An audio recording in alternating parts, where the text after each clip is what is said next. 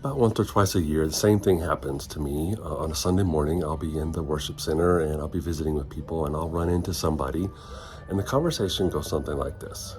Hey, I used to attend here 20 years ago and wow, this place sure has changed. Or I'll run into somebody who I haven't seen in 10 or 15 years and they've moved back, or they're visiting and they're back for a little bit and they say, boy, this place sure has changed. And it's never said to me as a compliment. And you can always see a little tinge of resentment perhaps, or regret as they say that, or sometimes it's even kindly accusatory. Man, this place sure has changed. What did you do? And what I always want to say is, well, of course it changed. You left. If you didn't want this place to change, you should have stayed. But I don't say that. I usually say something really smart like, yeah. Don't really know how to respond to that in the moment. It shocks me, after 30 years of ministry, how much Christians, Jesus people, it shocks me how much we resist, fear, fight against, and just hate change, especially since it's supposed to be part of our life. If you're not changing, it's a sign that something's wrong.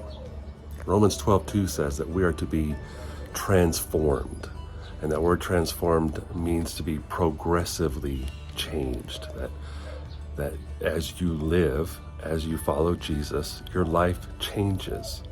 The way you think changes. The things you struggle with, those will change. Your victories, those will change. The patterns of your behavior, that will change. Why? Because you are being transformed from a human being who seeks his own selfish desires into a Jesus follower who's seeking to fulfill the desires of Jesus, and that requires change. So this week, that's what we're going to do. We are going to talk about one of our core values as a church. It is growing people change. It is a part of life. It is a part of following Jesus that you would be different a year from now than you are today. That the struggles, the things you think about, the things you believe even would be changing, and that's just part of the process. So the question for you today, the challenge for you today is that you would look at your life and ask yourself, am I the same person I was 5 years ago? Am I the same person I was before COVID?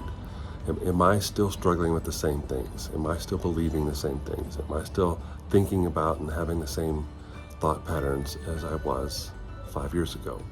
See, if you're going to follow Jesus, he's going to change you. He's going to change your desires. He's going to change your heart. He's going to change the way you think.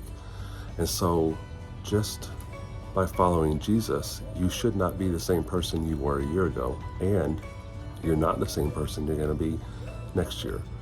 So what do we do with this change? How do we fulfill Romans 12? And how do we do that without getting bent out of shape and getting angry and getting resentful and regretful? Well, we're going to talk about that this week. Growing people change. Are you a growing person, or are you stuck? Growing people change. See ya.